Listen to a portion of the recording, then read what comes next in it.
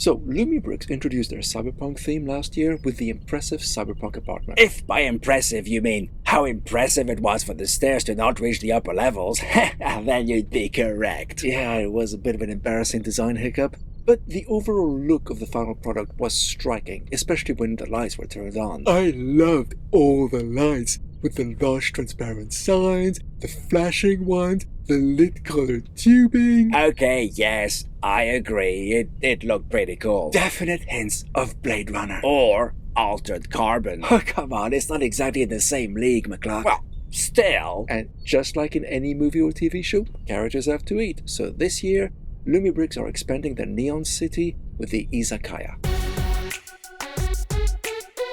Thank you, Lumibricks, for sending this set for us to review. What does Izakaya mean? It's the name of a Japanese bar which offers a variety of small, usually inexpensive dishes which are served with alcoholic drinks. Alcoholic drinks? That's definitely not a setting you'd ever see in a Lego set. Exactly. Even the latest modular, which is so obviously a pub, doesn't serve alcohol. That's ludicrous. Lumibricks are venturing where Lego fear to tread. This new Izakaya set comes with 2 instruction books, 35 bags numbered 1 to 10, and of course, a box full of lights. I actually found it interesting that usually these lights come in packets, but number 2 came in a plastic box. Likely because these lights are more delicate. Hang on a second. If you look at the cover, all the signs are in Japanese. Since the set represents a futuristic Japanese setting, it makes perfect sense. Okay, true, but how will we know what the signs say, or even in which orientation to put them in? You mean you haven't brushed up on your Japanese, McClock? Don't worry.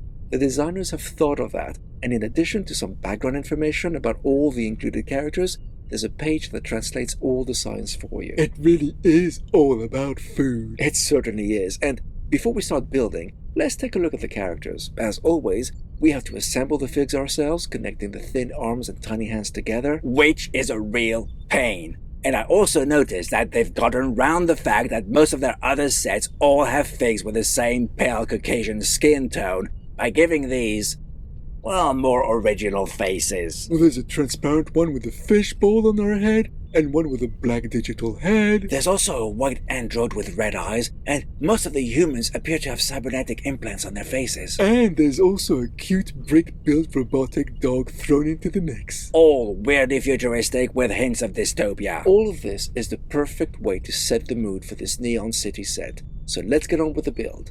As with the Cyberpunk apartment, this set space is essentially a Mills plate. Mills? It's a system designed to raise the model by a brick and a plate, and you see it in many mocks out there. And with your own modulars. That's right, Mouse. I've raised some of my own Lego models, so joining them to these Cyberpunk buildings won't be a problem.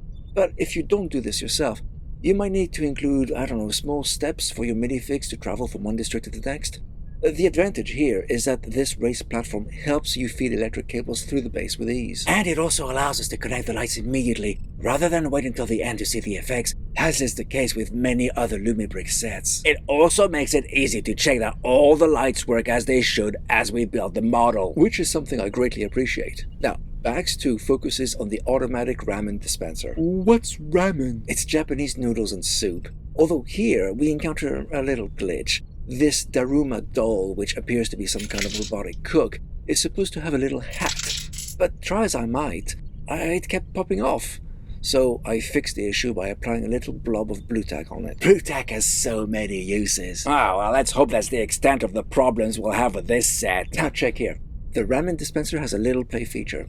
Grab one of the printed noodle tiles from the side, push it through the slot at the back, and it appears in the dispenser at the bottom. Nice! There is, however, a little problem with one of the electric cables. So there are more glitches than just the robot's hat. It's not really that big of a deal, McClock. But if you're planning on getting this set yourself, you need to make an alteration in the instructions. One of the cables is too short and it doesn't reach its intended destination. However, this is easily fixed, but you'd have to do this very early on in the building process to resolve it.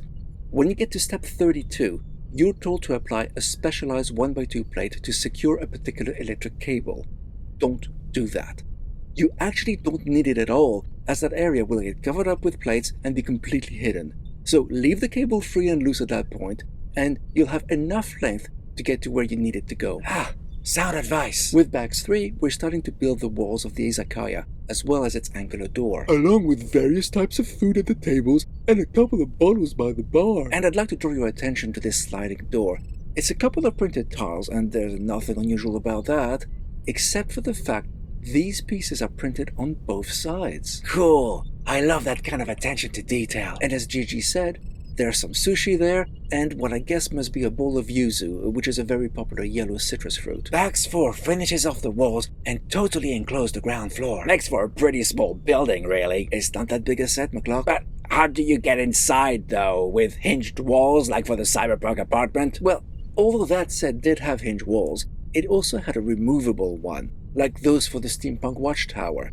So this particular one comes off, giving you access to the restaurant. The back of that wall has got a lot of decoration. It does.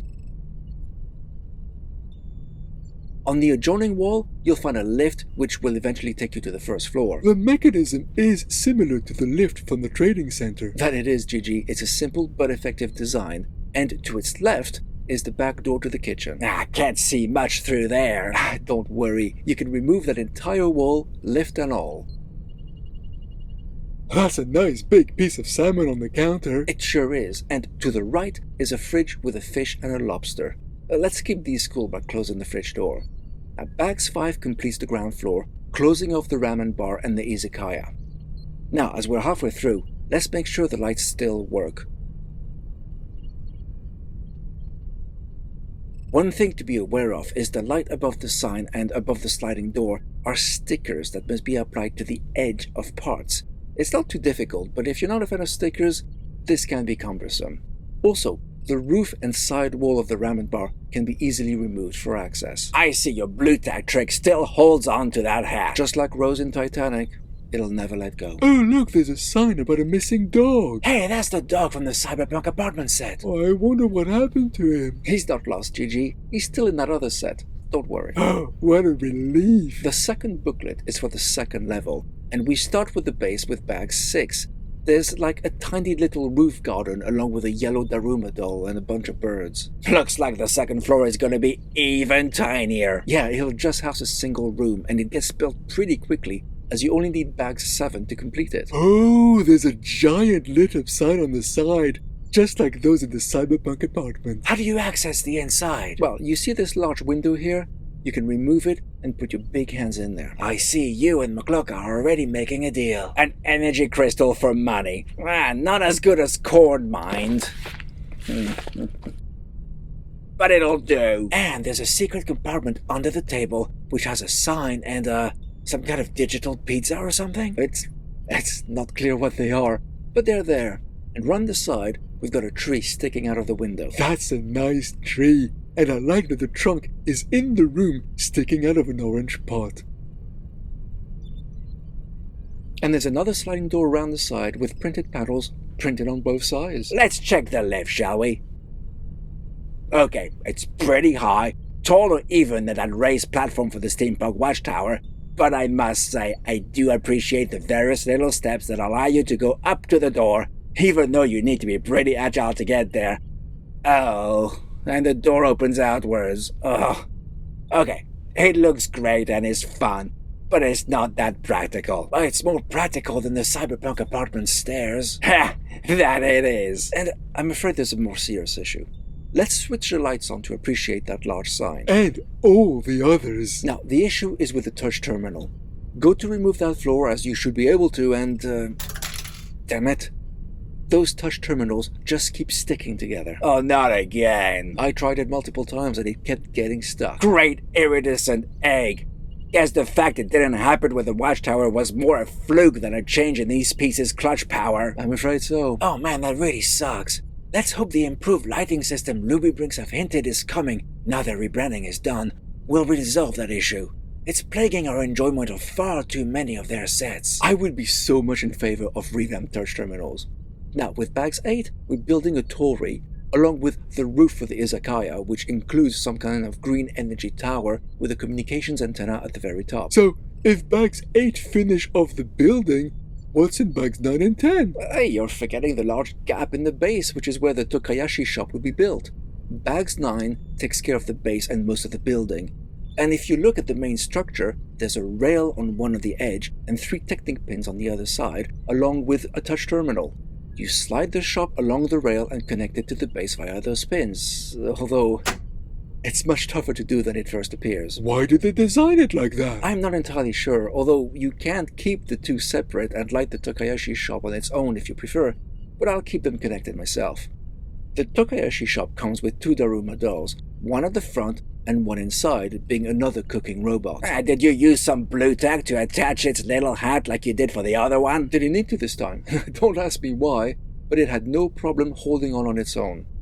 The shop is filled with Takayashi balls and other snacks, and Box 10 is devoted to its roof and the shop's mascot. That's a giant octopus! Takayashi are crispy balls of wheat flour batter typically filled with dried octopus. That's unfortunate. Different cultures, McCluck. They couldn't have foreseen a mutant octopus would be reviewing their sets.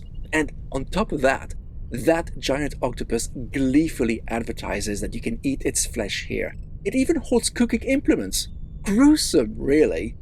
But it is what it is. One thing worth noting, though, is that the fried egg in the pan isn't held by anything, so if you move your set around, it could easily fall off and get lost. So, dab a tiny bit of blue tack to secure it. That's what we did. Better safe than sorry. Blue tack saved the day again.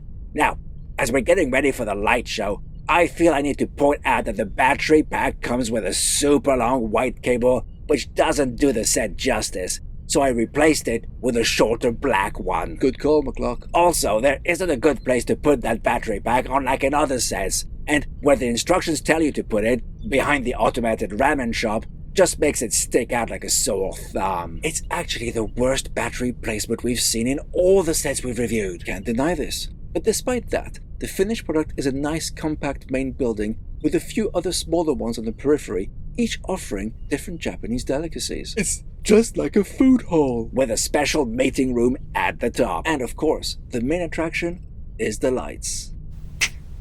It's a nice, elegant set, and unlike the Cyberpunk apartment, the lighting cables are much better hidden.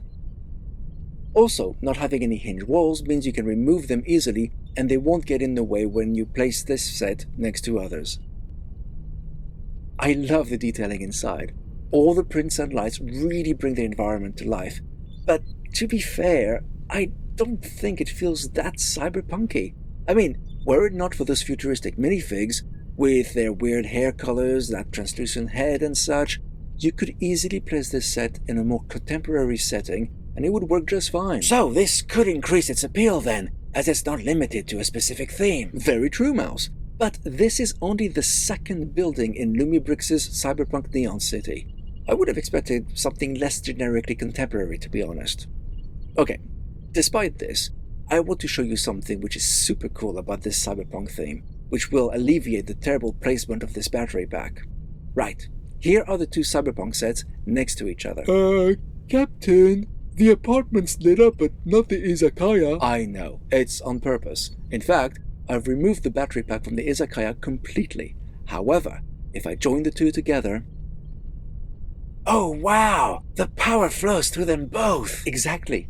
One battery pack can power multiple buildings, although you are limited in how you connect them, but it's still a cool feature which I hope Lumibricks will make more of in the future. These two buildings work really well. Even bringing the burger joint next to the other food stalls is a nice touch, I feel. But I think they look great next to other Lumibricks sets, be they contemporary or even steampunky. Oh, that is so cool. I think it works great because any real city is always a mixture of old and new. So there you have it. A food hall advertised as having a futuristic setting, but which would in fact blend very well in any other time period. So, how much would this set us back? It's one of the smaller buildings, but with only having 2 floors and smallish rooms. Actually, although it's smaller in size than the Steampunk Flying Club, it's made up of more pieces, nearly 2,000 instead of 1,850. And the highlight of this cyberpunk theme is its many varied lights, so this is reflected in the price. It retails for $130 US. It's more expensive than the Flying Club, but I think it looks nicer. The colors are much more vibrant and there's a wide variety of them, making the set really pop. That's one thing I really like about that theme, how the buildings use so many different colors. Also, Lumibricks often offer discounts from 10% and up. Sometimes those discounts can go up to 40 or even 60%. So it's always worth checking the site to see what the current deals are. So what do you think? Is this a set you feel would add some vibrancy to your city or your display cabinet? Let us know what you think in the comments, and as always, if you like what we do, and how we do it, and you feel you'd like to help us out, please consider joining our Patreon. As long as you can afford it, of course. We'll leave a link to it in the description and pinned comment. Thanks for watching, and we'll speak to you again next time.